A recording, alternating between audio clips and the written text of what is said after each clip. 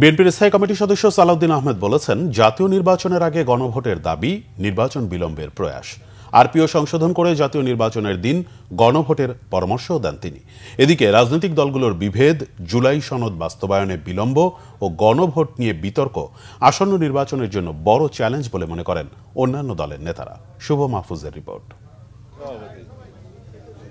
সোমবার দুপুরে জাতীয় প্রস্তাবে আগামী নির্বাচন গ্রহণযোগ্য করার চ্যালেঞ্জ ও সম্ভাবনা নিয়ে সভা করে নাগরিক যুব ঐক্য।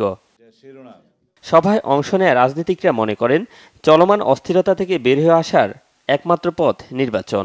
রাজনৈতিক দলগুলোর মধ্যে বিভেদকে নির্বাচনের জন্য বড় চ্যালেঞ্জ হিসেবেও দেখছেন তারা। যেটা আরপিওটা পরিবর্তন দরকার, সংশোধন দরকার, এবং না হলে আগামী পার্লামেন্টও পুরনো জমানার মতন অভ্যুত্থানের পরও যদি আগামী পার্লামেন্ট যদি বিত্তবানদের, ক্ষমতাবানদের, কালো টাকার মালিকদের যদি এটা ক্লাবে পর্যবসিত হয়, এটা অভ্যুত্থানের জন্য একটা পরাজয় হবে। পিআর নিয়ে কিন্তু যে ৮৬টা সংস্কার প্রস্তাব আছে, যেটা জুলাই সনদের মধ্যে আসবে, তার মধ্যে পিআর নাই। ওটা অনেক আগেই বাদ পড়েছে। এবং এখন পিআর নিয়ে গতকালও কোনো কথা হয়নি। আলোচনার মধ্যে এটা বোঝা যেতে পারে যে পিআরটা এখন আর তারা ইস্যু করছে না। তারা বলছেন কি, মানে একই দিনে ভোট হতে পারবে না, আগে গণভোট হোক, তারপরে ওই ভোট হোক। এ সময় বিএনপির স্থায়ী কমিটির সদস্য সালাউদ্দিন আহমেদ বলেন, জনগণ নির্বাচনের জন্য মুখিয়ে আছে। এক্ষেত্রে নির্বাচনের আগে গণভোট ও পিআরের দাবিতে আন্দোলন জাতিকে বিভক্তির দিকে ঠেলে দিচ্ছে।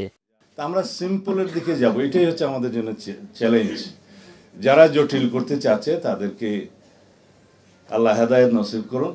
সরকার অধ্যাদেশ জারি করে অথবা আরপিওতে সংশোধনী এনে একটা গণভোট পরিচালনা করার জন্য নির্বাচন কমিশনকে ক্ষমতা প্রদান করতে পারে, এবং নির্বাচন কমিশন সেই গণভোটটা করতে পারবে একই দিনে, জাতীয় সংসদ নির্বাচনের দিনে।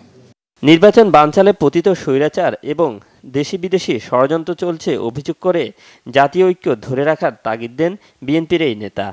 বিষয়টা হচ্ছে শুভ মাহফুজ, বাংলা ভিশন, ঢাকা।